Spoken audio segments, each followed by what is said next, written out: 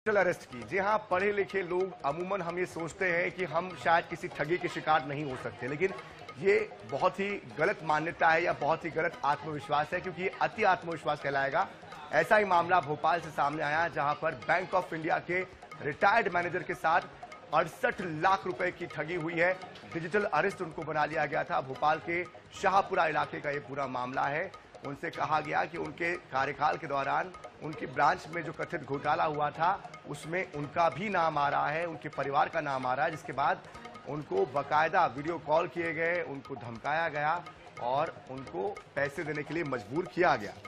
लेकिन ये जानकारी जब उनके बेटे को मिली तो बेटे ने जाकर इसकी शिकायत साइबर थाने में की और अब इस पूरे मामले को लेकर जांच आगे बढ़ाई जा रही है, जांच की जा रही है।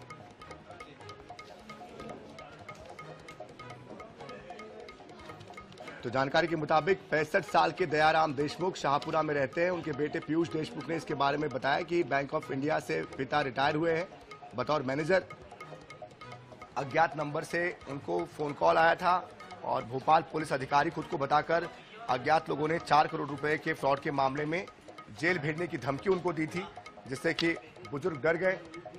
गौरव गुप्ता इस पूरी खबर पर अधिक जानकारी के लिए हमारे साथ हमारे संवाददाता जुड़ चुके हैं। गौरव, इस पूरे मामले में क्या कोई गिरफ्तारी हो पाई है? क्या ये ट्रेस हो पाया है कि नंबर कहाँ का था? इस पूरे मामले को लेकर क्या नई जानकारियां सामने आ रही है? देखिए, बिल्कुल एक बड़ी जो धोखाधड़ी है डिजिटल अरेस्ट की, वो भोपाल में देखने को मिली है। लगातार डिजिटल अरेस्ट को लेकर जागरूकता की जा रही है, लेकिन उसके बाद भी लोग अभी भी इस जाल में फंस रहे हैं। और इस बार जो धोखाधड़ी हुई है वो करीब 68 लाख रुपए की हुई है। एक पूर्व बैंक मैनेजर को इस पूरे मामले में डिजिटल अरेस्ट किया गया था और उन्हें धमकी दी गई थी कि उनकी तरफ से 4 करोड़ का एक घोटाला हुआ है और उसी की जांच के लिए उन्हें फोन लगाया गया है। जो आरोपी थे उन्होंने अपने आप को सीबीआई का और सेंट्रल एजेंसी का अधिकारी बताया था और उसके बाद उन्हें डिजिटल अरेस्ट कर लिया गया। इतना ही नहीं, उन्होंने पूर्व बैंक मैनेजर थे, उनके बेटे को भी जान से मारने की धमकी दी थी और इसी के बाद डरा धमका कर उनसे करीब 68 लाख रुपए एक के बाद एक ट्रांसफर करवा लिए गए। 2 दिन तक करीब जो पूर्व मैनेजर हैं उनको डिजिटल अरेस्ट करके रखा गया था, लेकिन जब आज इसकी जानकारी अन्य लोगों को लगी तो उसके बाद पुलिस को भी इस मामले की जानकारी दी गई और जब वो डिजिटल अरेस्ट से बाहर आए तो तत्काल उन्होंने जाकर पुलिस को इस पूरे मामले की सूचना दी है।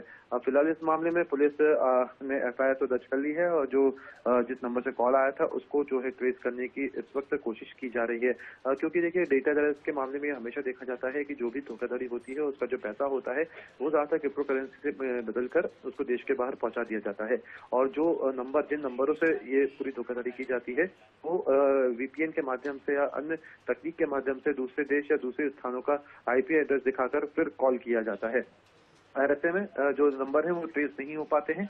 अब फिलहाल पुलिस इस पूरे मामले में जांच कर रही है। गौरव, क्या कोई अमाउंट फ्रीज करने में कामयाबी मिल पाई है साइबर क्राइम टीम को?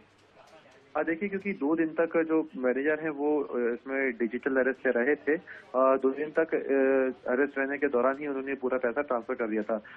जब भी कोई पैसा ट्रांसफर होता है, अगर जल्द से जल्द आधे घंटे के अंदर अगर इस मामले की जानकारी बैंक तक पहुंच जाए तो एक बार पैसा फ्रीज किया जा सकता है, लेकिन एक बार पैसा ट्रांसफर हो जाए और उसको काफी देर हो जाती है और पैसा अगर निकाल लिया जाता है तो उसके बाद फिर उसमें कुछ नहीं किया जा सकता।